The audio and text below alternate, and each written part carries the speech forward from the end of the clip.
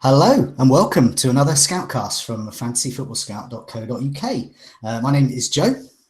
My name's David. My name's Andy. And my name's Az. Wow. Welcome everyone. So on the show tonight, we've got a whole bunch of new stuff and some old stuff as well. So we're going to look back at our game weeks. We're going to discover which one of us fell into the Walcott trap. With some new features. It's bad news for one of us each month for that. There's a return of Rough with the Smooth, backed by popular demand. We'll look at the week's key player, key team, and key talking points as we have a new way of introducing community questions and community views. Then also, furthermore in this packed show, we're going to sink our teeth into next game week with the return of the clean sheet predictions, as well as our top differentials. These are not Fantasy Island risks, these are differentials. And then we finish off with a look at our game week 5 moves. But I'm going to shut up now. Enough of me. Now it's time to look back at our game week 4 scores. As with 54, top of the tree. How was it for you? Yeah, it was. I can't really remember. It's always hard after the international break trying to remember back on how I've done. Yeah, I took David Luiz out, which I was a bit reluctant to do, but upgraded into Alonso and took Richarlison out for Gundogan, who was a bit of a left field choice, but I felt, we'd started all the games cheap. I'll probably be wildcard in a few weeks anyway, so he wasn't exactly a long term pick, but he didn't start, so that was a bit annoying. Mkhitaryan didn't start, but actually, unlike a lot of people, he actually got me a point because my first on my bench would have got me 0 of Wan-Bissaka. Yeah, I mean, I played Maddison over Wan-Bissaka, which I made the change sort of 1 minute before the deadline because I suddenly thought I can't handle it if Maddison scores. And he got an assist, which was good. Very lucky assist, which is now 2 very lucky returns for him. But he's looking really, really sharp and really good. So I'm glad to own him for his great run of games coming up. We'll talk about him a bit later because I love talking about him. But yeah, it was all right. I'm up to 50k in the world. It's probably my strongest start to a season ever. So yeah, pretty happy. Well done. So and no Walcott. No Walcott. So on to you, David. How'd you do? How'd you get on? Who was your stars? I was no Walcott as well. I think you want us to mention that, I'm sure, Joe. Yeah. Yeah. The main reason I didn't go for him, a lot of people didn't want to go for him because, well, I mean, in your case, Joe, there's a lot of history, of course, especially with Everton fans. With me, it was just the numbers. I did that article, of course, on who the best replacement for Richarlison was, who I didn't even have. So when I found out it was Pedro, I couldn't really fit him in anyway. So I was so stumped as to what to do, and I nearly did nothing. And then I had this moment of what I thought was madness, turned out it was genius, where I was like, no, screw it. I'm taking a 4-point hit. I need to get Alonso in now. That's what I did. And I took out Tompkins, who was a doubt anyway. I had a bit of money in the bank, so I was able to upgrade to Alonso, but I still needed to make another transfer, which was to turn Josh King into Troy Deeney, which was great. It was fantastic because, really, being brutally honest, Deeney was just an enabler. It was just I needed someone so I could get Alonso, and he looked the best of what was available from what I could glean from the members area. And then he pops up with a goal. It's great. It's fantastic. I must admit, you were on the Breakfast Club last time, just before the Game Week 4 deadline. I saw you'd made that move, and I did think he's gone off on one. He's gone off the rails. This is where he starts to fall. Yeah. Beginning of the end. And then he went in, so that was pretty good. It's the beginning of the beginning, my friend. Beginning of the beginning. And I'll tell you what, I'm really excited. He scored in his last 3 home matches against Man United, so he's here to stay. He looks a new man, doesn't he? He looks really up for this season. Yeah, he does, yeah. He's got the cajones for it. Absolutely. Good pick. Yeah, it worked out. So, yeah, quite happy, yeah. So I'm just behind you with 50. I took out Shaw and Richarlison for Pedro and Alonso, and no Walcott. So that was my decision I made. I did the maths, and I didn't like Walcott's underlying stats. But you were on Twitter posting polls. I was on Twitter, and I said I didn't rule him out, but I did my research. That was it. The Twitter stuff was great. There was You did your research and you picked a rotation-prone player who didn't start. Who scored, and this is what we wanted. Jammy, it was the Fletcher, wasn't it? Hey, well, we're going to talk about luck later. Is it luck or is it skill? This is something we're going to talk about later. But Good luck. No, I got Pedro. Yes, there is always that risk. But with Pedro, you're going to get 60 or 70 minutes, or you're going to get 30 or 20 minutes. So you're going to get some minutes. So I thought, I'm not going to get a 1 minute cameo from him. He's either going to play most of it or play the last bit. So that's what I went for with Pedro. I was surprised that he was benched because of his form, but I'm quite looking forward to Gameweek 5, I hope, because Willian is off on his travels with Brazil. Pedro is now no longer part of the international scene, so he's all tucked up in bed and at the training ground and getting his shooting boots on. So I'm quite happy about that. But I didn't get Walker. I did do my research on him, and I spent all week on it. And I didn't rule him out. Never ruled Walcott out. But I asked Everton fans, and one in particular who went to see it, we spoke about last time. He admitted, I'm not getting him in, and he was the one that said Walcott's doing all right. So. When you saw him on the bench, though, your heart must have sank when you saw Pedro on the bench. But no, it didn't actually, because I was I had friends round. I wasn't allowed to be on my phone. I was banned. Oh no. And friends. And then when they left, I can't remember when it was, like about 4:30 or something. I just put the radio on, and I literally, it says Pedro scores. So as far as I was concerned, at that moment, Pedro had started and had just scored.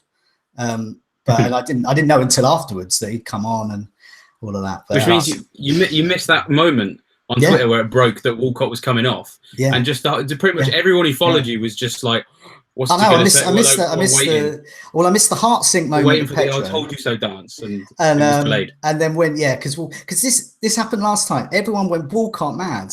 And what happened is that he completely failed in that match where everyone got him in, and then they dumped him again. But that time, everyone thought he had scored, and that was a real heart sink for me. Everyone thought he scored, and then it turned out to be an own goal off Bong, the Brighton player. That season, God bless Brighton players saving me. But enough of me and my lack of Walcott. On to Andy, who got 42 points. You've got to blame your decision on Walcott, surely.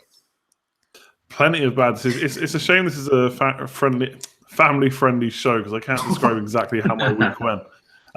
It was a shocker, I would say. Eric Bailly I kept. I didn't go for Alonso. I went for Walcott instead. Obviously, that was a huge mistake now. I don't think... Look, Walcott had Huddersfield. I think it's a little bit unlucky to get an injury. You can say he's injury-prone or whatever, but to come off in the first match you buy him, I think that's a little bit unlucky. Straight up head-to-head between him and Pedro. I knew William was possibly waiting around the corner. So for him to get benched, obviously, I was very happy at the start. Not so happy by the end of the game. But then Mkhitaryan, one point cameo. Bailly, 1 point cameo. Wan-Bissaka, no points, who came off my bench. Zaha, this is the second time this season this has happened now, where a player has had an injury. Now, I don't know if he picked up the injury before or after the press conference, but either way, it wasn't mentioned. And that happened in Game Week 2 for me with Sanchez as well, that they went training after the press conference and he got injured. So that is just, again, can't swear, but really annoying, especially when, I thought that was a good fixture for Zaha. So, yeah, awful game, really. Game week, really. Aguero, captain, Mane with 10 points, and Mendy and Robertson chipping in as they do. But otherwise, I mean, my team is looking pretty bad right now, I will admit. I'm still thinking of wildcarded. I thought you'd done it. No, I'm not wildcarded. I'm still thinking about it. I know a lot of people saying, it's a mistake to wildcard. Now you've missed price rises, but you didn't really. It wasn't any, was there? I missed a few. I probably lost about 0.3 million. But like for me, if Zaha's fit, for example, I'm going to want him. I'm going to keep Walcott if he's fit. West Ham at home, I think it's a good fixture. It's Mkhitaryan that's the problem. He may be my Alonso makeweight, which we'll come on to later. But yeah, team's not looking great, and it was a pretty poor week. And yeah, Walcott, never again until Game Week 5. No. Get rid of him. Just get rid of him and never, ever, ever go back. I'm not even going away from him. So our game week's kind of veering from average to rough, but as we got some rough with the smooths. Do you want to read them out? Yeah, so I think Mkhitaryan was a pretty big culprit for a lot of the roughs. So Xabi Alonso and Twisted Saltergator. They had Danny Ings, first sub, who they were hoping they would get on. And then Mkhitaryan comes on for 1 minute to ruin those. Twisted Saltergate also triple captained Aguero, which I did briefly consider doing. I got a bit caught up in the whole amazing record against Newcastle hype. So that would have been an absolute disaster. So I can imagine quite a few people did that.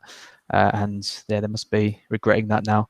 And then John Ross, 20 points on the bench. Holebas, Bennett, and Ings. I mean, that's just horrible, isn't it? I mean, Holebas is just absolutely tearing it up at the start of the season. He looks a fantastic option.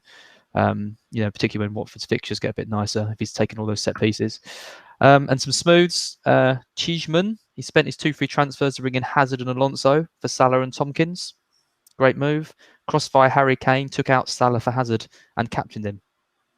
So we're going to talk about Salah a bit later on, but I think that is a move that a lot of people are making. That's Salah to Hazard move. Salad to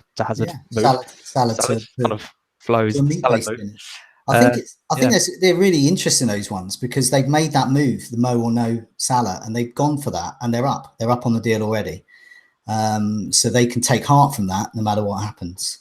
But yeah, you're right. We're going to come to that a bit later. But before that, David, we've got we've got a few new features, but David, you're going to introduce the next one. It's called monthly forfeit. I don't like the sound of that. What's that about? Yeah, so, well, if anyone ever was paying attention to the podcast used to be on waiting on the bonus points, they'll know what this is all about. Basically, what we've decided to do, or rather what I've decided to bring to these guys, is we're going to top up our monthly scores every month. And basically, whoever's got the lowest score each month, the first podcast of the next month, they have to do a forfeit live on the Scoutcast, which could be anything from, Joe, you were saying you wanted to wear a dress, right? Yeah, so that's no longer a forfeit. Because it's going to be a choice. Yeah, that's just a lifestyle choice. Just a Friday night. Yeah, it's just a standard Friday night for Joe, yeah. Or, sing a song, or maybe even eat something particularly nasty. But, to be honest, we haven't really decided what we're going to do for the first one. So, if anyone has any particularly, dastardly schemes, do get in touch and let us know if there's anything you want us to do. I know that I was all right with this until I heard it, and now I don't want to. Until you said write in and let us know your thoughts. Just ignore all of that. Whatever they tell you to do to us, David, don't. Well, we'll see. To be honest, I think the bravest person here, bearing in mind my overall rank history, is me. It's my idea, and I'm suggesting it to 3 of the the greatest fantasy minds out there, apparently. And no fantasy football forfeits, right? Like Captain Wan-Bissaka. Oh yeah. No, that is just a line we just don't cross. Yeah, that would be that's like a sackable offence if you work for Scout. Don't do that. Okay. But yeah, so every month, watch out, guys. Well, one thing I should just say: one man who was very lucky. If we're talking about luck, if I suggested this 4 weeks ago, this current podcast, Andy would be doing the forfeit because he's currently got the lowest score between the 4 of us. So I would have played properly. Believe me, it gets in your mind. Having done this before, you start going from week to week thinking, oh, well, I need to think about not eating a chili this week, so I'm going to do something really drastic, and then you end up eating a chili anyway. So believe me, it gets in your mind. So there's us thinking, coming on here, going out in front of, 20, 30,000 people on YouTube, many thousands others on the podcast, revealing our teams each week, each terrible decision we make. I thought that was bad enough, and now we're going to have ritual humiliation. But anyway, we're game. Okay. Yeah, we'll see. We'll keep track of it. We'll keep track of the totals with each week so that we know who's potentially safe or potentially not safe as we go. Okay. Hopefully, no one's to get a sudden cold or illness on that particular. I suppose it would just default to the next week. We'll never escape it. You can't escape it. You can accrue them if need be. Do them all in one go at the end of the week.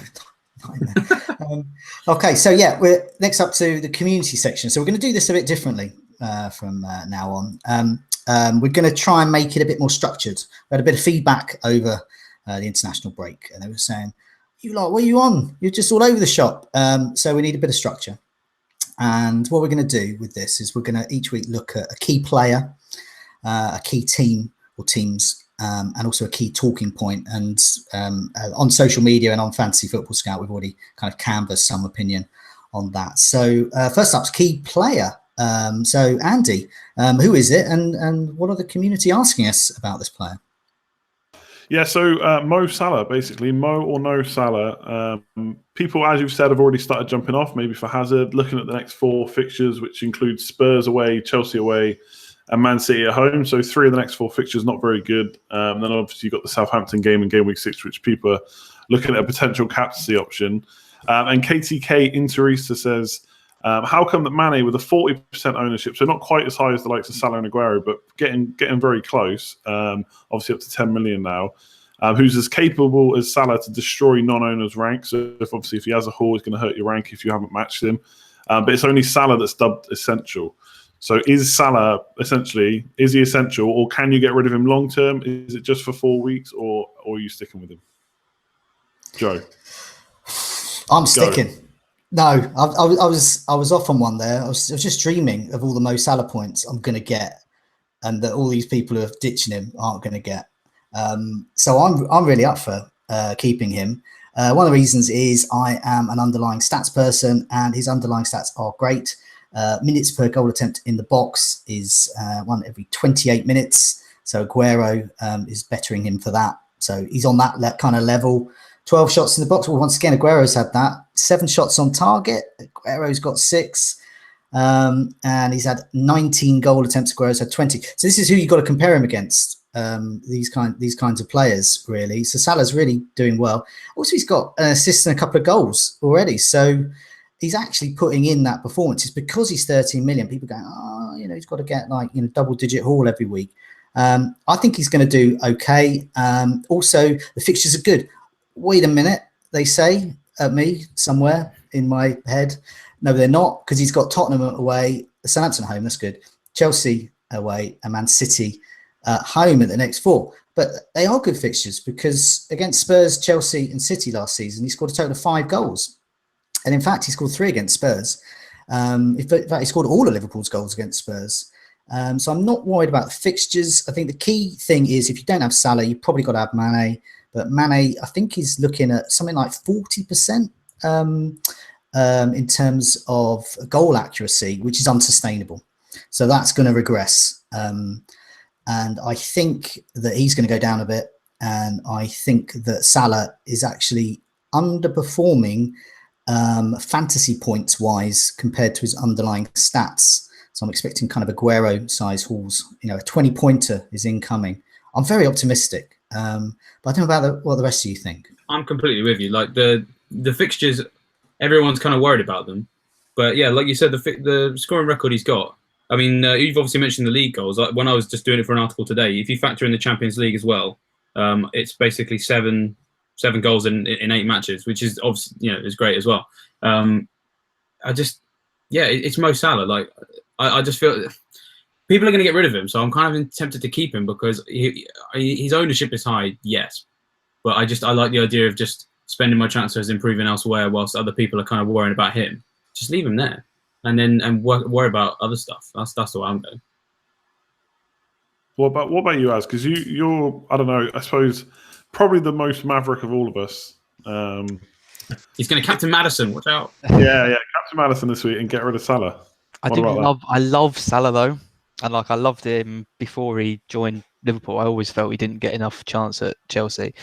I definitely didn't predict his season last year, but I did sell him last year when he had that particularly tough run, and they were getting Champions League, and he could be rested. But I know he got subbed early, but I just can't see him getting rested that much.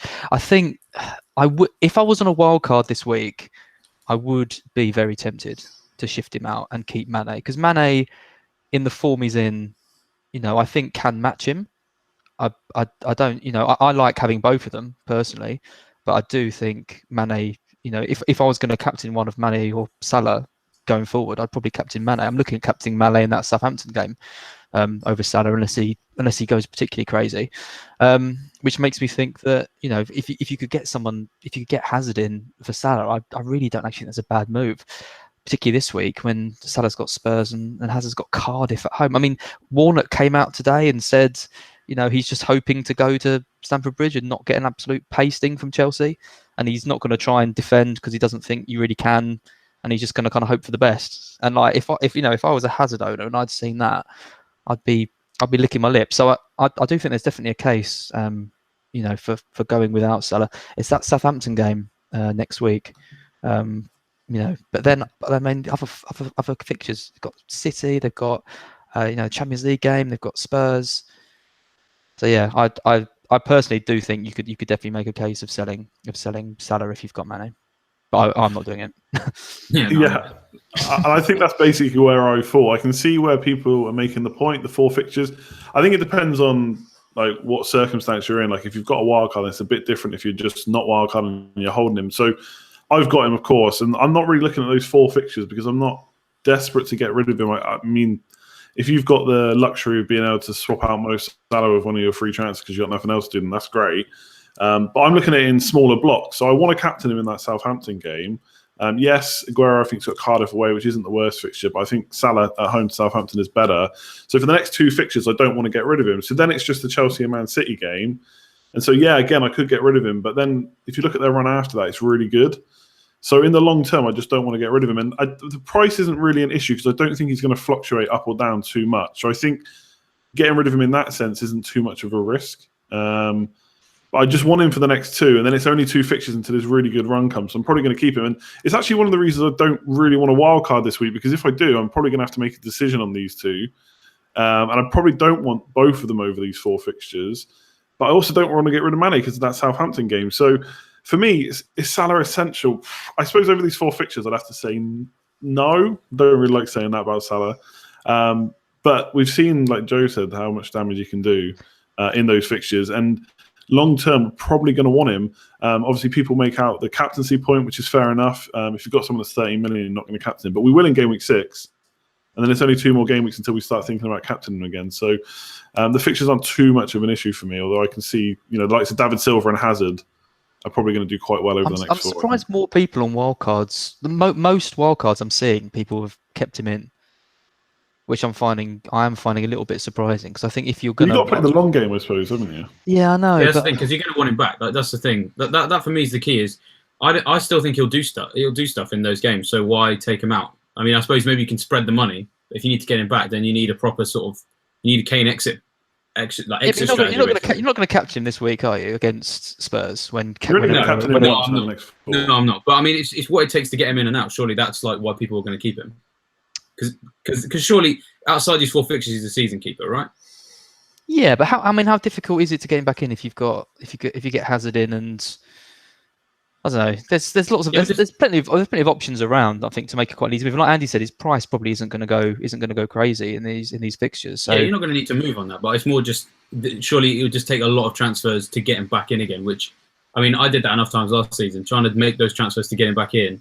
I'm just never going to do that again. I tried to play the game. I did actually the same thing in the beginning of the year when we thought he had that injury. I went for Hazard over him, but then I didn't have him for when he scored against Man City and everyone else did. That's assuming though that he hits form, because you could go for Mane and Hazard, and then Salah doesn't hit form over the next few, and then you've just got Mane anyway. So this is why I think this is a really good question, because I think Mane with 40% ownership is as capable as Salah to destroy rank. I think that's completely true. Like I'm not saying ditch. Yeah. I'm not saying ditch Salah and Mane.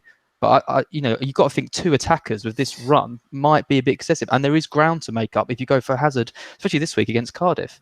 I think with me, if I looked at Salah's stats now, and they were a bit like Kane's stats, so Kane is kind of doing okay. He's sort of hovering around kind of Danny Ings, Callum Wilson level. In fact, they're doing better than him at the moment. So he's not justifying his 12.5. Price tag. So, but with Salah, I look at those stats and they show such promise. They show that he's really going for it. He's exactly the same as he was last season in terms of that kind of promise, whereas Kane isn't. And I think for me, that's it. And I mean, I'm looking to possibly wildcard still in game week 6, and it is an issue I will consider. But it just, to me, not necessarily game week 6, game week 7, something like that. But to me, it just screams botched wildcard if I get rid of him. It's such a massive call. And I remember last season we had Jay sitting in his chair and taking us around his house for one of the episodes of the Scoutcast, and he was talking about getting rid of Kane and about that it's a gamble and you've got to take these things. And he's right, you do have to take the bold move. This is why he does so well. But it didn't work out for him then. That's a huge risk. So for boring old dullards like me, that's a risk too far. But I can see why people would. And there was only one inkling where I thought I might get rid of Salah. And this is if I was going to wild card in game week 6. And it was simply to remove Salah for Hazard if I thought I would captain Hazard. Because I don't have Hazard. I think Hazard against Cardiff at home is great. We'll come to a captaincy later. But I've got a captain in mind. It's not Hazard. So I'm okay. But I can see people doing that. If you're going to wild card, just as a 1-week punt, get rid of Salah for this one fixture. I personally think he'll do well against Spurs, but some people might not. I think that's reasonable. It just depends on people's situation, really. Yeah, no, I think I think we were probably always going to keep him, but yeah, we'll see. We'll see if people move on him. So, do you want to discuss the teams? Mr. Yeah, Az? this one we're handing over to Az here. So it's not just a team; it's teams this time. So Az, do you want to take us through that and what the community is saying? It's always quite interesting when the fixtures sort of change and you start looking at teams that you previously wouldn't consider before. I mean, Watford are a team that I want to look at, but their fixtures still aren't that great. So I'm waiting for their, the sea of blue to arrive. But if we're looking at 6 teams now with really good fixtures going forward, particularly for the next 4, you've got some quite surprising ones and teams that you probably wouldn't normally consider. You've got Burnley at the top with Wolves, Bournemouth, Cardiff, Huddersfield. Great run. They're out of Europe now as well. So, if they can start showing some signs of improving, then they might become a factor in our seasons again. We've got Palace, Huddersfield, Newcastle, Bournemouth, Wolves, Manchester United, Watford, Wolves, West Ham, Newcastle, Leicester, which I'm very excited about, Bournemouth, Huddersfield, Newcastle, Everton. I mean, these are just such great fixtures for these teams. Arsenal, still with a crazy run of games that they've had, there'd be 7 or 8 games of just crazily good fixtures. Newcastle, Everton, Watford, Fulham. That's so good. And then Bournemouth at the bottom of that list with Leicester, Burnley, Palace and Watford. So Burnley, Palace, United, Leicester, Arsenal, Bournemouth. Any options there? Well, I mean, what are the community asking us specifically about these?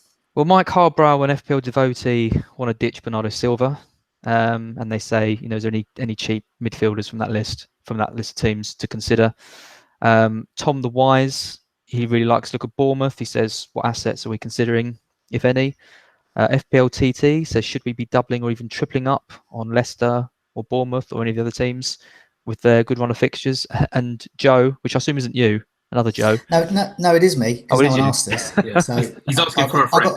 I got annoyed no one asked it, and so I asked it. What did you ask, Joe? Do you remember? I said, "What about Lukaku? What about Lukaku? Why is no one talking about Lukaku?" This is what we're talking about. It says, "Is he a good option again?" But no question mark. I know. Well, I left out the question mark because obviously, as a journalist, I was awaiting a sub editor to correct one of my mistakes. That's probably my job. I hope not. Well, let's start with the first question then. So, Bernardo Silva, people are getting rid of him, probably rightly so. He's not really shown much over the last few games. Who would you consider out of that list? I mean, you all know who I'm going to say, but are there any others that other than Mr. Maddison? It's really tricky. I mean, a lot of these teams, I don't really feel like there's any options in the same price bracket. So, like Burnley, I mean, the problem I find sometimes with teams who've got a good fixture, I think we all agree that form generally trumps fixtures if we're going to pick one of the two. And I just don't know if I trust Burnley with those games. I mean, I guess they've had a bit of time to work on things, but they're not really a high-scoring team. Generally, even last season when they were in good form, it was like they'd win 1-0 and they were good at the back. I mean, Jeff Hendrick's been kind of involved with a lot of things, and he seems to be kind of quite central to the team. But I mean, I don't know. I mean, Mkhitaryan, I would have said a week ago, go for him, and that's what a lot of people did, and it burned them. And annoyingly, I probably would have said Fraser for Bournemouth because he looks great, and then he's an injury down now. So to be honest, without wanting to, big up your ego too much, I think Maddison would probably be who I'd pick as well. Yeah. I mean, Ramsey is the one that I'm considering this week, but I kind of feel like it's just making one rotation risk transfer for another. But I like Ramsey. I'm quite tempted by it. So who are you going to say, Andy? Yeah, it was. Yeah, I'm going to mention him a lot later on as well. He's only 1.1% owned. He played 90 minutes in the last 2, but the problem is we don't know if he's going to stay in his side. I think Emery did make a point about Ramsey early on, even maybe pre-season, about how he was going to be central to the team, but I don't know if that was him trying to make him sign a new contract and keep him at the club. But he's looked pretty good in the last 2 games.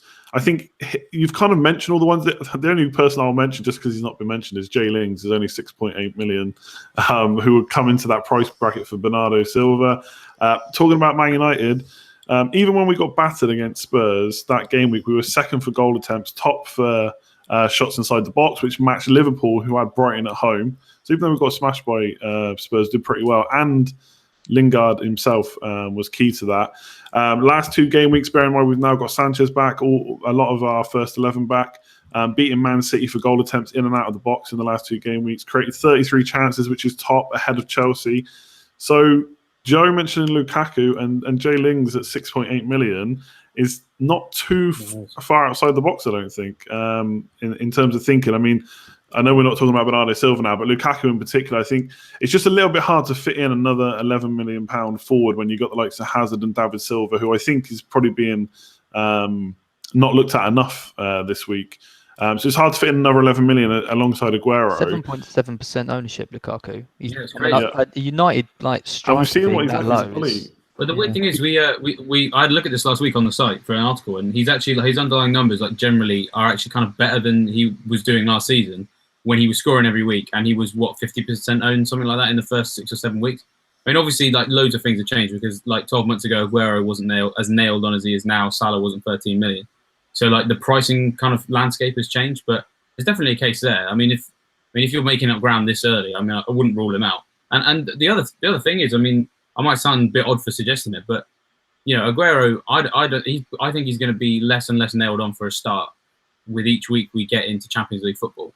I think the second that comes in, surely there's going to be some. Pep loves to rotate, and if he's got big games coming up, is Aguero going to play every week? But the one thing you can say for Lukaku, because Mourinho hates to rotate him, so if Lukaku can keep that form going, he's not as explosive as Aguero, we know that.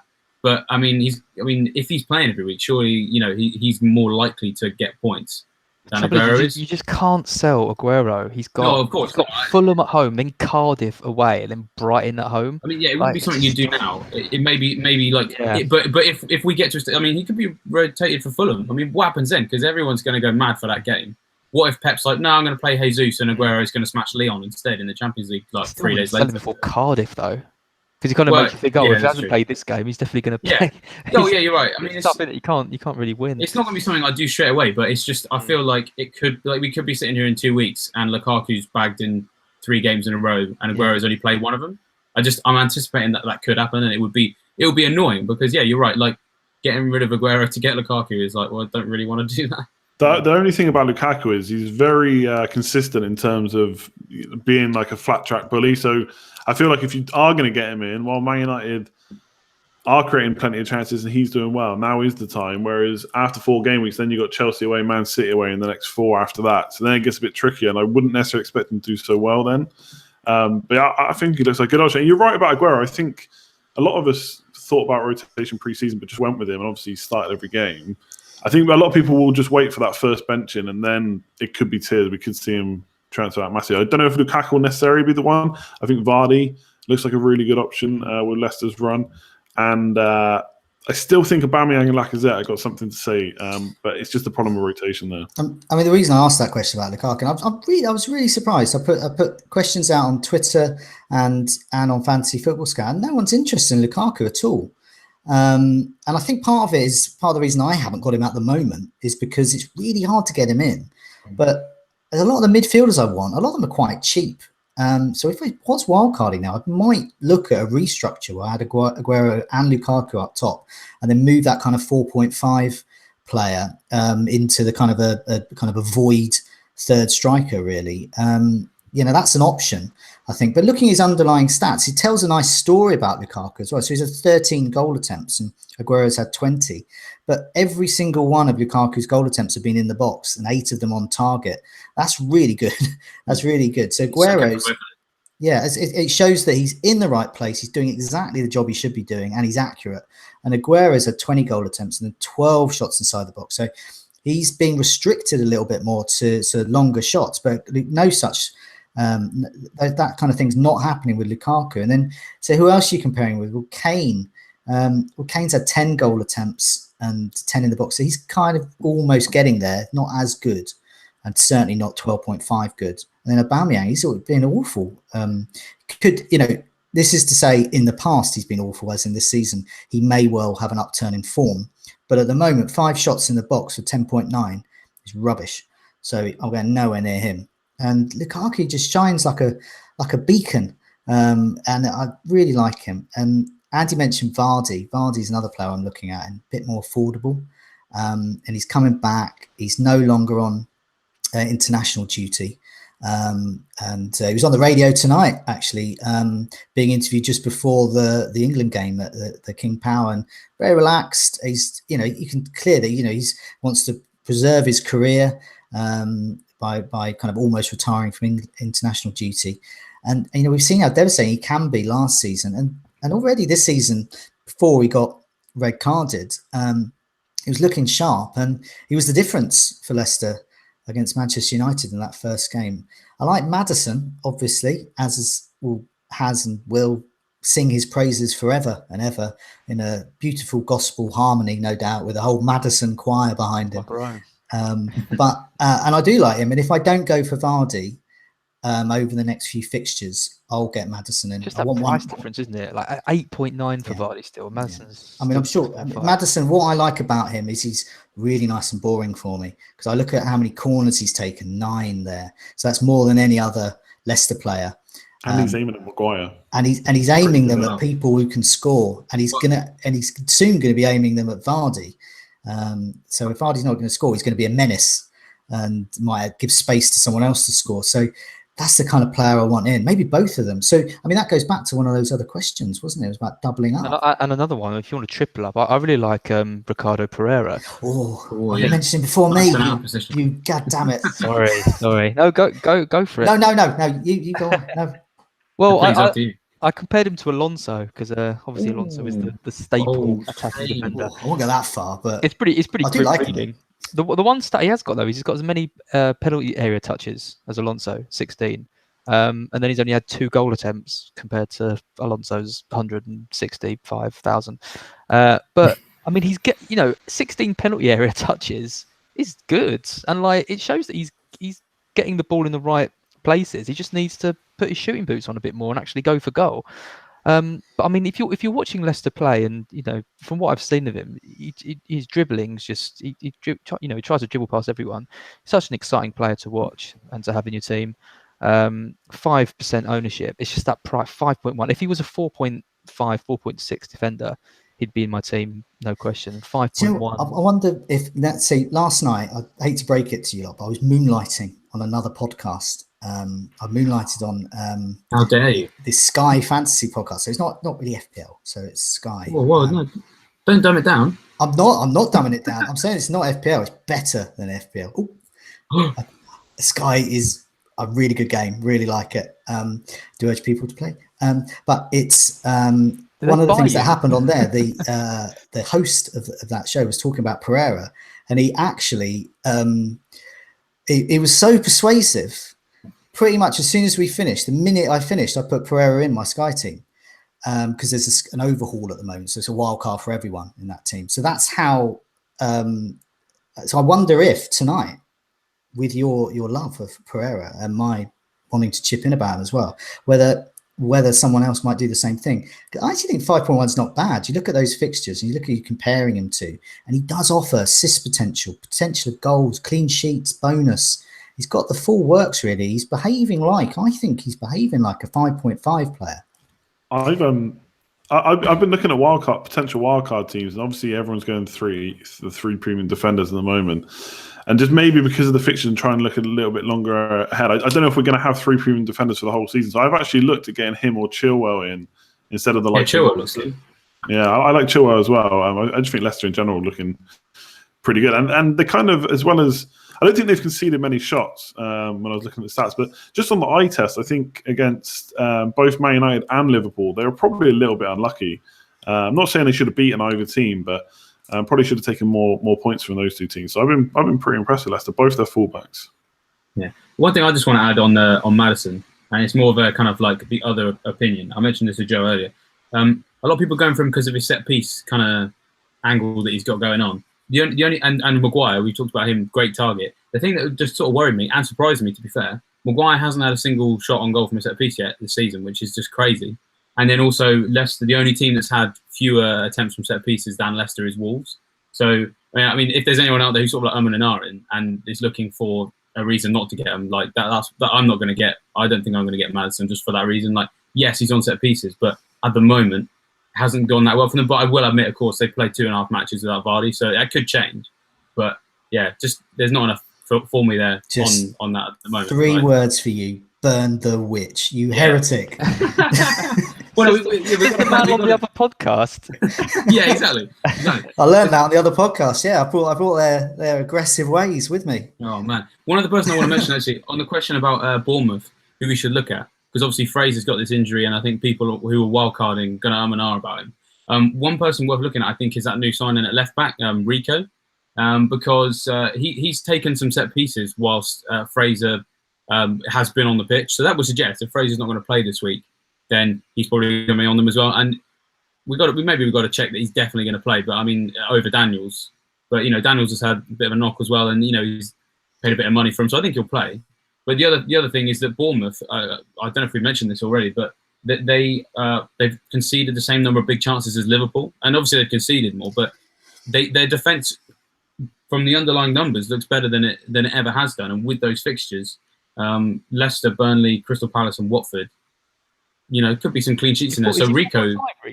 Yeah, he is. Yeah, so it could be the new Charlie Daniels without wanting to blaspheme or anything. But I think he is the new Charlie because he's literally replaced Charlie. He quite literally is. Yeah, the you're new right. Charlie Daniels. Yeah, I think so he's worth looking at, definitely. Yeah, I looked at those. I mean, 1 start, 6 crosses, 4 corners. Yeah, what he did in that game was mad. 3 chances created. I mean, what I'd like to see is a little bit more because that's one game. Yeah, that's true. But if we look at say a 4-game block or 3 or even obviously by the time there we're kind of getting to the end of those fixtures. But if I see maybe the next game, if we start seeing similar, well then he's the real deal. And gradually that defence at Bournemouth that's been so good attacking over since they've been in the top flight, it's been a pleasure to own some of them. Charlie Daniels in particular, they are kind of almost not quite getting past their sell-by date, but you can say they're just starting to be replaced a little bit here and there. I think Rico is definitely the future. And to be fair, Bournemouth defence in terms of clean sheets has been historically complete and utter pants. So you get them for attacking threat. And as you said there, Rico, he's showing promise. He's good. Defensively, they're showing it too. Like that's the thing that just is quite interesting is that, the big chances they conceded, the same as Liverpool, it suggests that there could be clean sheets in there. So you could end up with a situation where Rico's just getting you points from all angles. But yeah, you're right. We've got to see a little bit more. But definitely potential for an explosive fullback. Yeah, I think anyone getting a Bournemouth defender, if you're thinking of a clean sheet, just forget those dreams and just bin them. But yeah, definitely. So I was looking at kind of attempts from set plays as well. So with the Bournemouth stats, you've got 4 there for Wilson, as you would expect for a striker. That's pretty good. But then you've got Ake and Steve Cook there. So Cook and Ake on 3 each there. And already you're starting to see some kind of attacking promise from those two. Obviously Cook at 4.6 is cheaper than Ake, who's 5.1 now, 5 I think. Cook. I think on our very first Scoutcast this season, when Mark was talking about which one was it that he went for? I can't remember now. Was it Smith? One of him, yeah. And I was saying I'm really boring. I'm going for Steve. I like the look of Steve Cook, and because Steve Cook is that classic boring. Get much boring than more. It's really boring, isn't it? But the thing is, I think he's going to deliver, I think these are good fixtures for it. I would say to anyone thinking of getting a defender, I think Bournemouth defenders are still good for attacking wise, and they've got the fixtures for it. I think there's one more topic here, which is the Arsenal, because you look at those teams, and really Arsenal attackers should be the ones that everyone's frantically trying to get on. It's just who though, isn't it? You got Aubameyang playing out wide, and I assume Lacazette's going to be in the team now because he was awesome in that last game. Mkhitaryan was really pivotal against West Ham, and then he doesn't play the next one. So and then there's reports this week that Özil, not only was he arrested, as in like sling your hook for this game, mate. There's some kind of backroom dressing room bust up. Özil seems like such a nice guy though. I just can't imagine him having a bust up with anyone. I bet it'd be really quiet bust up. But anyway, so a whisper up. He just doesn't know his right team. But the other rumor is that they're looking to offload him for Fenerbahce. I say just a rumour in the January transfer window. So that says to me that this was not really the future. So are you keeping Mkhitaryan then? No, I don't want to. I mean, I might have to out of necessity. Just yeah, because, I think I'm gonna do the same. I mean, you mentioned Pedro, and I was slightly tongue in cheek with Andy, suggesting that Pedro was the Messiah and Theo Walcott was the devil. But I've got Pedro, Bernardo Silva, and Mkhitaryan. So I've got the magic roundabout. It's so rotatable. It's absolutely ridiculous. I mean, I don't know who I'm going to be getting next, Dougal or something. But it's just it's going to be no. I need to get some stability into that midfield. And Mkhitaryan is not it at the moment. Because even if he starts the next game, I don't know. I don't know any match. I don't know whether he's going to play or not. I don't know if Emery knows the right side. And I'm not an Arsenal fan. I'm just a lowly fantasy manager. But it breaks my heart looking at those fixtures and not having any Arsenal players in my team. I'm almost going to weep because it's just so heartbreaking. And it's because they got a new manager in. He's not a fantasy manager. He's a real life one, and he's got to think of other things like getting the right team. And he'll get the right combination. But at the moment, he doesn't know what it is. And if he doesn't know what it is, then we can't know what it is. And so I'm staying clear, sadly. And that goes for Ramsey as well, who was also being dropped this season. Yeah, it's tricky, isn't it? Yeah. I mean, Lacazette to me looks. Just if he can get that striker spot, he just looks. He was so good in that last game, and you just got to think if you play like that, surely you keep your place in the next game when they're still trying to work it out. But like you say, it's just one bad performance, or not even a bad performance like Mkhitaryan. You just never know who's going to drop out of the team. I'm probably just going to stick with Mkhitaryan, I think, and just hope that he plays a couple over the next few games. You have to look at it like Man City, I guess. Like, if they haven't played one game, you've got to think, can I play the next one? I don't know. I mean, that's what I'm trying to tell myself, so that I don't move them on. Unless they're winning, though. I think they're winning. It's when they're going to come on as well. So, I mean, I said about Pedro. Pedro's either 60, 70 or 20, 30. But Mkhitaryan is now potentially over 80 minutes or 1 minute. And that is not what you want. Bernardo Silva is you're going to get at least 15 minutes, 20 minutes of Bernardo Silva. So a slightly attack-minded midfielder for Man City against a very tired team that they run ragged, whoever it is they're facing. I'll take that, I think. But 1 point cameo. I mean, for me last week, Wan-Bissaka, 0 points were nailed to my bench. So I had a mini cheer. This is probably the smallest cheer you will ever hear from a fantasy manager. Yeah, I did the same. Was Mkhitaryan getting his point to block getting no points from Wan-Bissaka. So I wasn't like the Ings people, and I had Bolly firmly rooted to my bench and his 8 points again. Yeah, I had Johnny with the double left back with 9. I know. He needed an axe and a doorway. The beautifully comically named backline of Wolves have been letting us down, and we're not having enough faith in them. So I'm gonna blooming play Bolly this week. I don't care about these others, but yeah. But one team we haven't mentioned really is Crystal Palace, and I think they've kind of gone off. I don't know whether it's the fickle fantasy managers, but people before the season were looking at these fixtures, going, Palace, yeah, and now everyone's going, not so sure about Wan-Bissaka, I'm not so sure. What do you think of Palace? Well, I think Tompkins got injured, and him and Saka were so good together that now it looks like clean sheets may be a little bit tougher. So it depends when Tompkins is back. Van Arnold at 5.5 now looks a little expensive. Well, you could argue it was expensive anyway, but with the likes of Mendy and Robertson, who a lot of us got for 6 performing, it's hard to fit him in. And then I think people still like Zaha. Like, I've got him in my team. I had him because of these run of fixtures. But obviously, if he's going to be injured, then he's no good. So I think Palace were looked at for the right reasons. But just as you have to do as an FPL manager, just adapting to the circumstances right now. And while Tompkins is out, I'm not so keen on having to play Wan-Bissaka. And obviously, Zaha will purely depend on injury or not. And even if you're wildcarding this week, I've been looking at it, and it's a little bit tougher to fit Zaha in now with all the other options that we got in, like that I want to fit in midfield. And with the likes of Wilson and Mitrovic doing better for less money, And they've got pretty good fixtures as well. Obviously, Mitrovic plays Man City this week, but the fixtures for Fulham are okay after that, and nothing to say you can't get anything against Man City. So I think it's just circumstance with Crystal Palace right now. I don't think they're suddenly a bad team, but with Tompkins out, that's a bit of a killer. I think they're quite good for fantasy managers in they do have like rules. Basically, if Tompkins out, forget their defenders. If Zaha's out, they're not going to win, and they're probably not going to score much. So it's quite handy. So and as we saw, we all thought. I mean, Andy, you mentioned we thought, yeah, there you go. You got your Zaha t-shirt and a hat on and full, kit. And Annoyed about that. And then he's going to play, and he's not going to play. So I guess that's the nature of the kind of player he is. Run really quickly, get tackled. You're going to get injuries through that.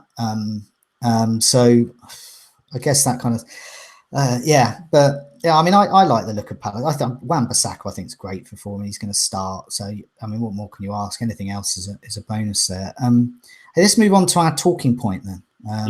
Well, I was just going to say that the Zaha injury leads us perfectly into it, right? It's a beautiful segue. It's fantastic. So, David, fire away. Yeah. So we've obviously been talking about luck and skill a lot in the last sort of 2 weeks as we sort of look back on the last couple of weeks, and we've basically come up with this idea that between the four of us, we're going to try and track our bad luck and our good luck, and basically work out who's the luckiest this season and who's the unluckiest, the cursed. But of course, the thing is we don't really know exactly how to score this yet. So what we've done, obviously, is we've asked people, well, what do you think's bad luck? What do you think's good luck? And it kind of reads a little bit like rough on the smooth, to be honest. But these are really, really extreme, horrible examples. So, I mean, we got a suggestion from Licious Lizard that an Edison assist, that's got to be classed as luck, right? Because you don't stick a goalkeeper in for that sort of thing. Missed penalties, unlucky as well. Penalty takers generally score. That's why they take penalties. We agreed on that? I think that depends on the player, because there's been some players that have been on penalties in the past who are just bad penalty takers. Salah, for example, though, you wouldn't necessarily get him out because of that. What if your player misses a penalty and then your goalkeeper saves it? That's jammy. Well, I mean, unless it's just good coverage. I mean, this is the great thing is there's so many ways you can look at it. I think for luck, it's got to be really unexpected. So basically, if you've got a penalty taker and a goalkeeper, there's a chance it will get saved. It's not luck. It's just the particular skill at that moment of the striker and the goalkeeper.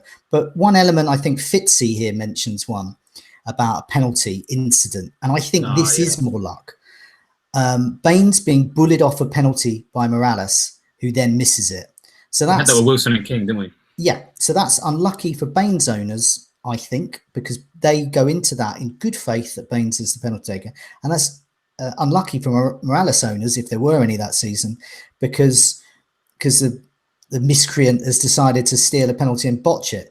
So he suddenly gets minus points that you weren't expecting. I think that for me, luck has to be mega unexpected like that. But simply taking a penalty, simply having a penalty saved or scoring a penalty, I don't think that's luck at all. I think this is the great thing is that you've got to do it by situation. I suppose, like, I think if we're going to track this, we're probably going to spend 10 minutes arguing who gets what points, because we're always going to see a different view. Like, I mean, so another one that we got from Licious Lizard is a 55 to 59th minute sub off unlucky in general, which I largely agree with, unless you've got Andreas Christensen, right? Like, that's not bad. It depends on the player, but mostly unlucky, I would say. Yeah, exactly. If you know they're injury prone, then maybe getting points off the bench. I mean, again, that comes, possibly with depending on what you've done.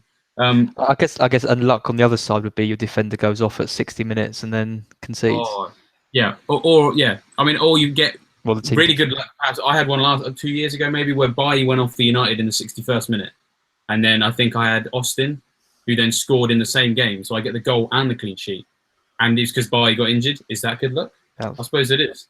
Yeah, I guess it is.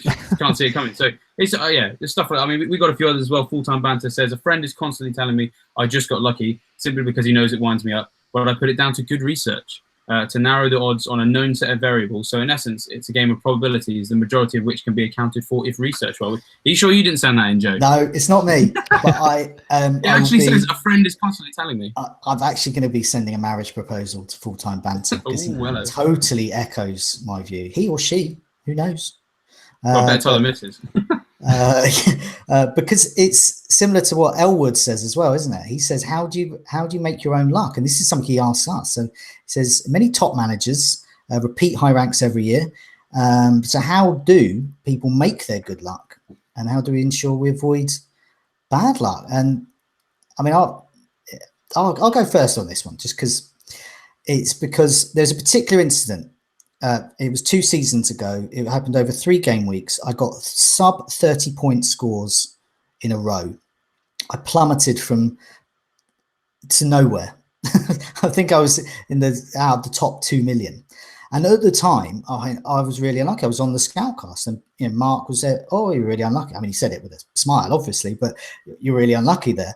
And I was going, oh yeah, I was unlucky. But no, I thought about it. And as I kind of analysed the car crash that was that part of my season, I think it's not bad luck that these various events conspired at the same time. It was my own fault, because what I did is I invested a lot of my budget in 3 players, Sanchez, Ibrahimovic and Hazard. And it so happened that they didn't do very well. So what I hadn't done is I hadn't spread my budget. So this is a good lesson for anyone, really. And ever since then, I've learned that lesson. So for me at the moment, say, would I get Harry Kane in and Aguero and Salah? No, because the rest of my team would be so awful. And if all 3 of them don't score or don't do well for a couple of weeks, then I'm going to sink. So at the moment, spread the budget. So once again, I think when things are going against you and you start to think you're unlucky, that's when you either stick with players who you know you shouldn't do because you think they need to repay your kind of faith.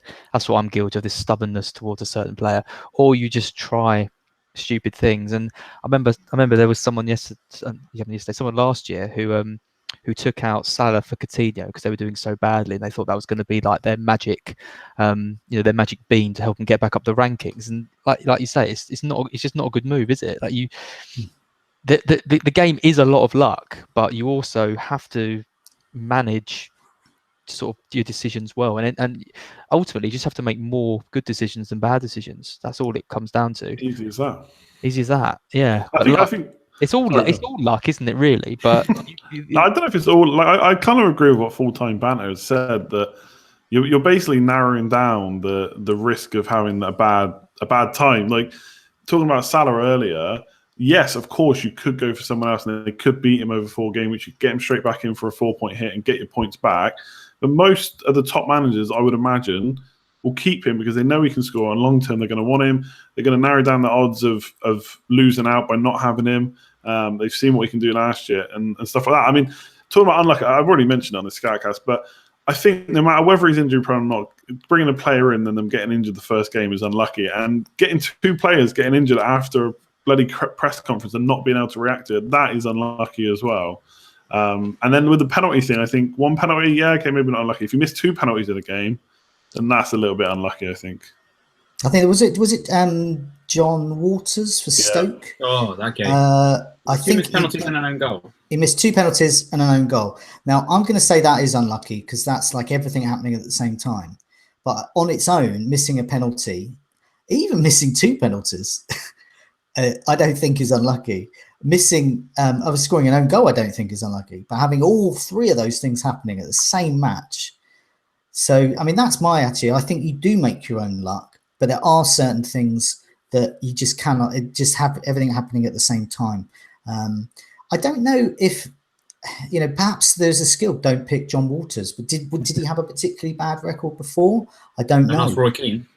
Yeah. You don't like him, really. Yeah. So, I mean, we just don't know. I mean, there are some, say if I got Christian Benteke in, and went, oh my God, I can't believe it. He missed 3 penalties in the same match. Well, of course he is, because he can't take penalties properly. That's what I'm saying. There are some players that exactly. have penalties, they're not necessarily good penalty takers. Yeah. I think what we should, I just think the way we've got to look at it each week is we perhaps maybe just pick a couple of events that anyone in the group feels strongly about. I should have some good luck points for this. I should have some bad luck points for that. And then we have a vote on the show. And then there's got to be some kind of majority, not 52-48, none of that. Put the vote on Twitter. Yeah, let's do that. Yeah, okay. And then basically put that all up, and at the end of the season, we find out whether or not Joe is well researched. So what you want to do, like I was saying, what you want to do is you want to win the Mods and Cons League, but you want to become Bottom of the luck bottom league. of the luck league. Yeah. You'd be like, it was all skill. That's what you want. Wasn't it? Wasn't it ESPN? There was some kind of thing they did, the Luck League. Which Some people have been looking into it, haven't they? Inspirational. Was it something along the lines of Liverpool were actually the unluckiest? Have I got that right? Yeah, it might be. And along those lines, but you can get that. I think for me, I'm with Elwood and full-time banter on this one. I think largely you make your own luck. I think people start talking about luck more when they're not doing so well. I know I certainly did at the time, and I think it is much more your own decision. So anyway, we'll come back to this, David, and next Scoutcast and beyond, we will come up with some kind of luck or unlucky events. So maybe that none of us are lucky or unlucky each week. So we'll find out. But yeah, over to you again, David. We've got another new feature. It says quiz. Yeah, so here we go. About? Yeah, so I figured, you guys have been doing this a long time. You guys generally know what you're talking about. So I figured I'd put that to the test and ask you basically how well. Yeah, I know. And basically find out how well much you've been paying attention to the details of the most recent game week with a quiz. So the great thing for me is I don't have to answer any questions. It's you guys who are going to have to answer them. And of course, people watching along, you can probably answer in the comment section as well. But no peeking, all right? No peeking in the comment section, guys. Otherwise, that is considered cheating. Although I can't really know if that's what you're doing, so we'll just have to trust. We'll have to see. Well, yeah. I've covered it up anyway. Yeah. So basically, the format is. To be honest, I wouldn't trust that lot anyway. No, I know. That's why. Yeah. Yeah, they just send the wrong answers in. Yeah, it's Lee Sharp. Oh, Roy Keane.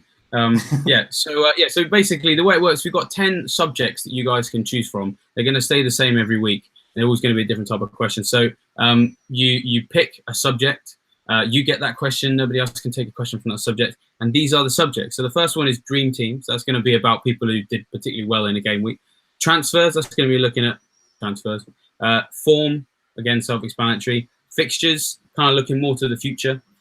Bench boost is kind of around things that are on benches. Flags is largely going to be around injuries and suspensions. Data checks how much you know the members area. And then 3 other subjects, which I quite like. I like this idea. Is going to be one about each of your teams. So one subject is about Andy's team. One subject is about Az's team. One subject is about Joe's team. You've got questions for all these. You really have. Oh yeah. I've put a lot of prep into this. And basically, the player order is determined by who got the highest game week score in the most recent game week. So this week, it's going to be Az gets to pick first, then Joe, then Andy, then Az and Joe, then Andy. So you've got 10 different subjects. Once everyone's had 3 questions, we're going to have a buzz-in question, basically, just so that we can have the fun of trying to buzz in over a Skype call, because that's going to be fun. So the 10th question is a question that could be about any of our teams. It could be about anyone. Yeah, basically, the 10th question is going to be the subject that wasn't chosen. So that's effectively what it is. The scoring, basically, you get 5 points if you answer any of the questions just about anyone. But if you answer the question about Andy's team, this week, you get 10 points because his highest scoring player scored 10 points in game week 4. The same for Az's team. You get 10 points for that because his was Mane again. And you only get 9 points if you answer the Joe question right because his highest scoring player was Alonso. Sorry about that. So they're the subjects. Right. I'm gonna just trust you on all the scoring. It's basically number above one board football. Pretty much. Number one. Pretty much. Yeah, exactly. Okay. I might even say that's number one. Just right. Fire away with your questions. Who goes first? You go first. You pick a subject if you can remember them. I can read them out if you want them again. So can I pick my own team? Like you can pick you can absolutely pick your own team. So your question, about your team, how many overall rank green arrows has Az recorded so far this season? Can you tell me? Wait, all of them, 3 green arrows, right? That is the correct answer. Do I get a little noise? Yes, you do. There we go. We've even got sound effects. So you get 10 points. You get 10 points for getting your own question right. So that's a good start. It's a good start. So up next, Joe. You can choose from anything other than questions about Az's team. Okay. Look, I'm setting myself up for a fall here, so let's go for Optadata. You're going Optadata, right? Okay. So Salah and Mane are currently the top 2 for penalty box shots among midfielders. Can you name one of the 2 midfielders tied for 3rd place for that specific statistic? Schürrle. I'm afraid that's wrong. No. Unfortunately, so it was in the box. It was in the box. Remember? Oh, in the box. Yeah. So it was Dele Alli or Roberto Pereira, basically, would have got your correct answer there. So apologies there. I That's set myself up 0 for points. falling. Yeah. Well, Roberto Pereira against Spurs. Yeah. Oh, that's So it's basically they both had 9 shots in the box, Ali and Pereira. So not bad. So yeah, that's not bad. That's not bad. Right. So Andy, you're up next. What would you like to choose? Well, I'll go for my team, and I just go on. Here we go. I think you'll get this because I think you're still upset by this. Right. So the question is: 3 starting players got just 1 point for Andy in game week 4. Can you name all 3 of them? By Mkhitaryan, Walcott. That is definitely still annoyed about it. Correct. So, but hey, it all evens out because you've just earned 10 quiz points. Well done. So after 1 question each, 10 points for Az and Andy, but no points for Joe. And we're back to you, Az. Well, I'll take transfers. Transfers. Right. Okay. Your transfer question is: Richarlison, Firmino, Aubameyang, De Gea, and Arnautovic were the 5 most sold players for game week 5. For game week 4, I should say. How many of them returned attacking points in game week 4? Can you say them again? Richarlison, Firmino, Aubameyang, De Gea, and Arnautovic. One of them, right? That's your final answer? Yeah. Nah. That is 2 of them. Yes. Because De Gea obviously didn't get any attacking points. It was Firmino and... oh, no, actually, no, I think you did get that right.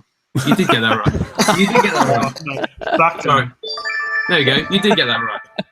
Because it was Firmino and Aubameyang. I got confused with Lacazette. Yeah, I thought Aubameyang didn't get any, did he? So that's 5 points. And I know I look... Phone's buzzing again. Didn't even tell it to do that. And now I look quite silly. Right. So the second question... No, Aubameyang did get points. He got 8. Well, don't we look great? So hang on. So Az has got no points then? Az has got no points. And it turns out I wasn't wrong, but now I look an idiot for thinking that I was. It's fine. It's fine. We'll edit all of that out. Oh, yeah. Definitely going to edit that out. Yeah. So coming up next is Joe, your second question. What are you going to pick? Okay.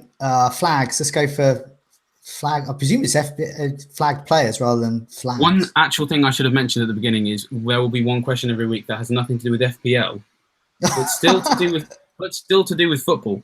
So the flags question this week is: can you name all of the different colours used on flags present in England's group at the World Cup? And I'll give you a clue. There are 5 different colours used on flags in Group G, England's World Cup group, including England's colour. Red, white, yellow. I don't even know who they're playing. I haven't even looked at that for it's in the most recent World Cup, Group G World Cup. In the most recent World Cup. Who was it? Okay, well, red and white is 2 because that's England. Time's ticking. Oh my god, I can't. My mind's gone totally blank. I can't even. Blue. Time's ticking away. I should have set a time limit. Oh, I don't know. I'm calling it there. I'm sorry. On that one. Belgium. So black, yellow, red, and then Tunisia, Panama, and England. So blue and white are the only ones added. So it was those 5 colours. I'm afraid, Joe, still on 0 points. Still on 0 points. But you're not far behind. So Andy, your next question. What are you going to choose? I can read out. Joe's team. He's going to ask the one on Joe's team. He's going all in. So you get 9 points if you get this right. So across game weeks 3 and 4, so those 2 game weeks, how many Bolly points has Joe missed out on because 16. He was on his bench? He's got it. He's got it right. Where's the sound? There's the sound. he's got 9 points. There we go. Oh, wow. So Andy's steaming ahead. See, it doesn't matter when you don't do one in FPL because you're currently winning the quiz. That's what we want. That is exactly what we want. So we come back to, after 2 questions each, 19 points for Andy, 10 for Az, nothing for Joe. Joe, what is this about? How many rounds of these do we do? When's it end? you got one more question each, and then you get the one you all answer at the same time. Go on. Right. So back to you, Az. Pick a question. Dream team form, bench boost, or fixtures. Bench boost. Bench boost. Who was on more benches in game week 4?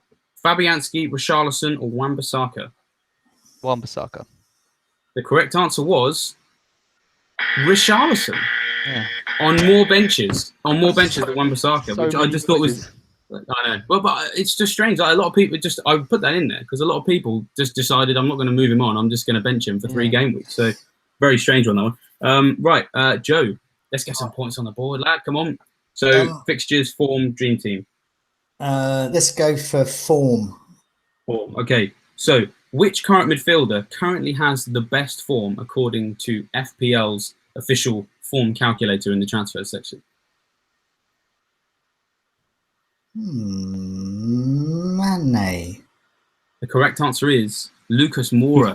Yeah. Oh, see, Andy should just answer all these questions. So that's I know. so you really got to bank on getting some points out of the buzz-in question because you're on 0 after 3 questions. Okay. Sorry about that. That's number 1. Yeah, nearly. Andy, you can either have dream team or fixtures, and then the last of those fixtures. Here we go. So another one on the FFS website. Test how well you know it. Who is currently bottom of the FFS season ticker for both attack and defense? Newcastle. You're close. Correct answer was Cardiff. So definitely stay away from them.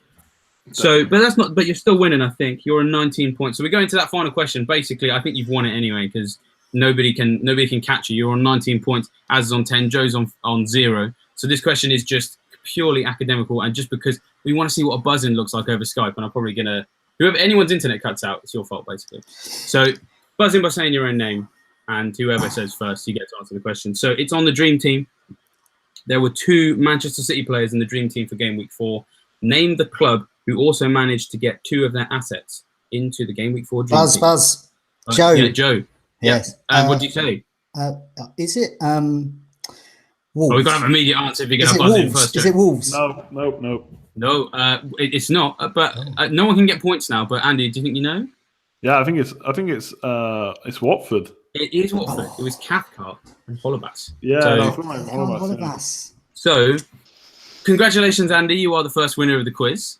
And we're going to top that up as well. We'll probably try and keep it a little bit shorter next time. And we'll probably try and get the questions definitely correct. And Az, stop playing with my mind. I was certain Aubameyang got some returns. He's just trying to get some points. Yes, well done, Andy. You are the first winner of the quiz.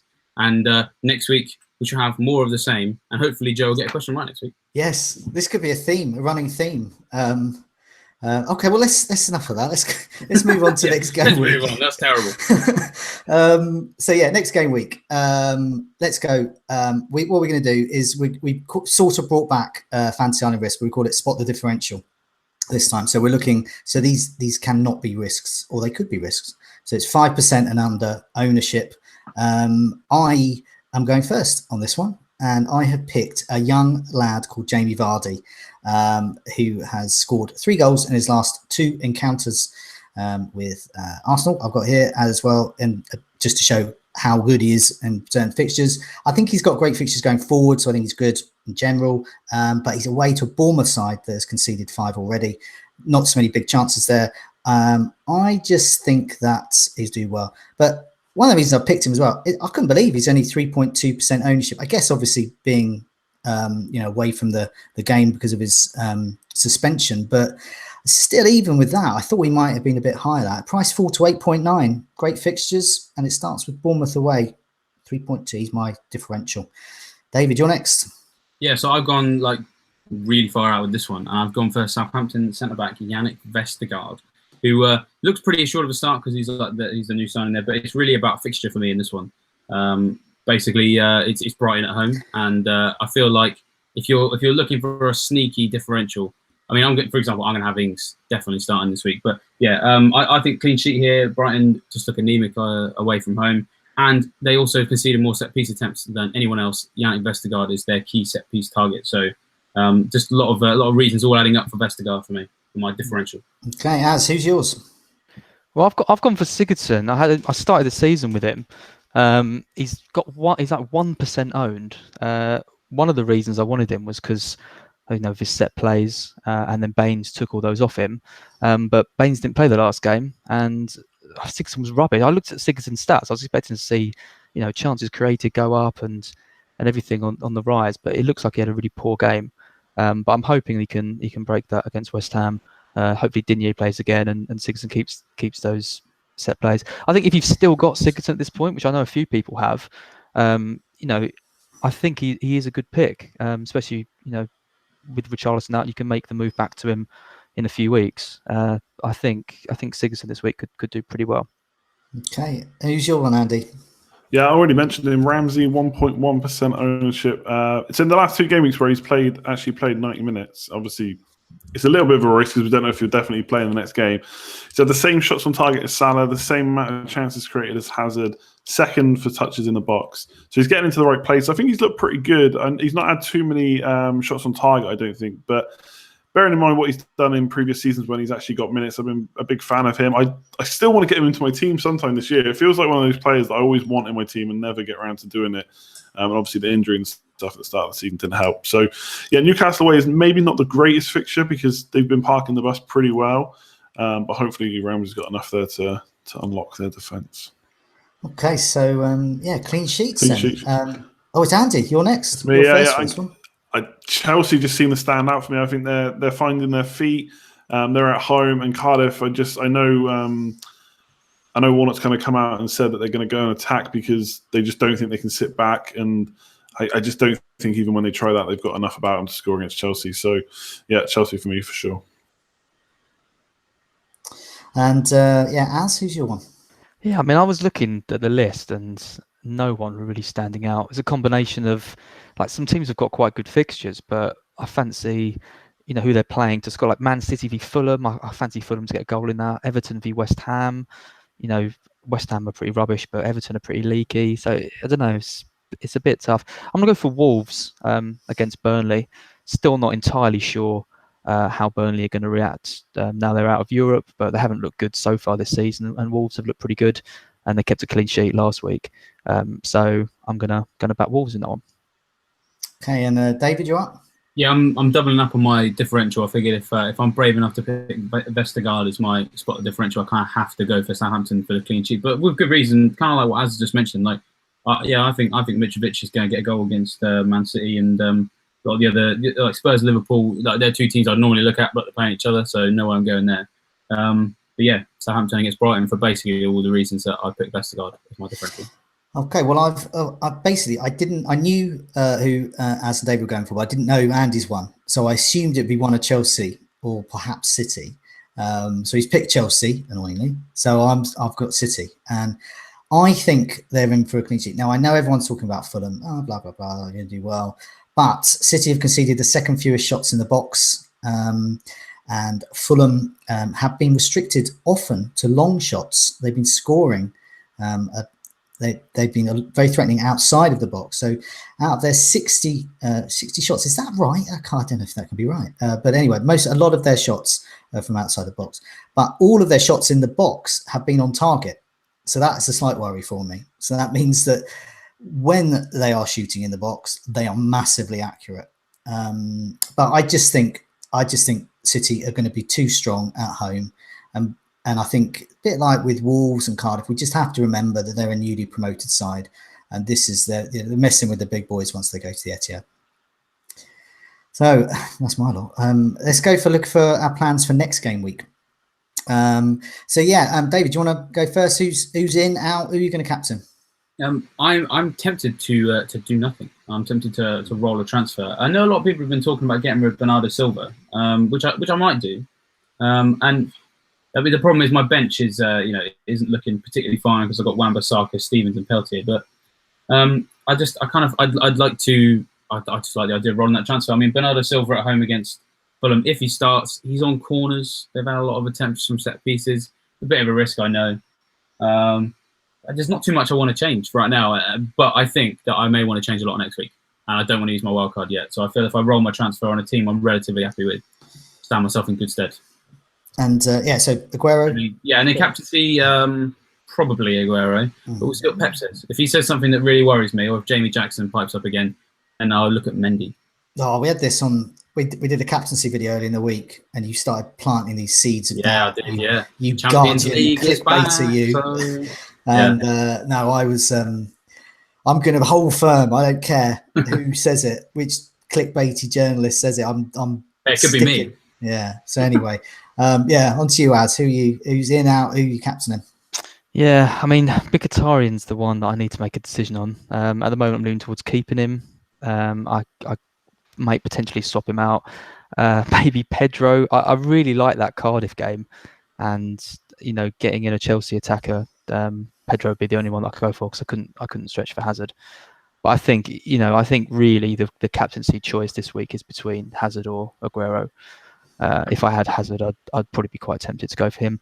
So that's going to be that. My captain would be Aguero because I can't afford Hazard. But as I said, if I had Hazard, I'd probably go for him.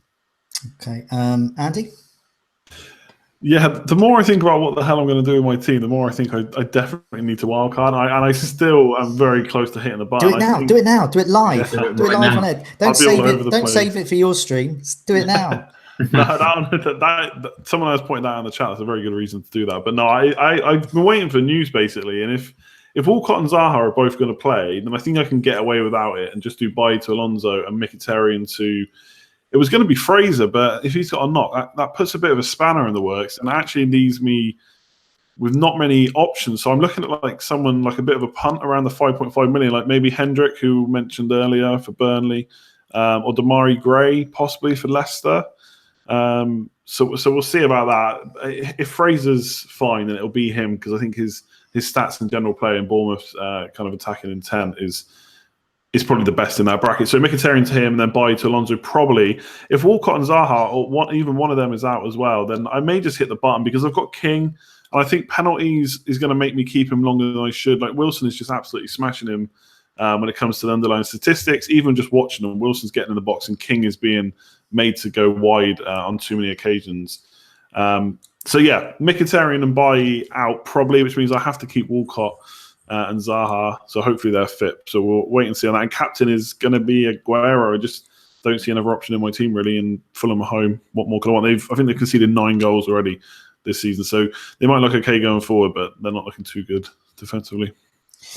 Yeah, for me, Aguero captain. Unless Pep categorically says there's no way on hell and earth I'm playing that Sergio Aguero, I'm saving him for Lyon midweek.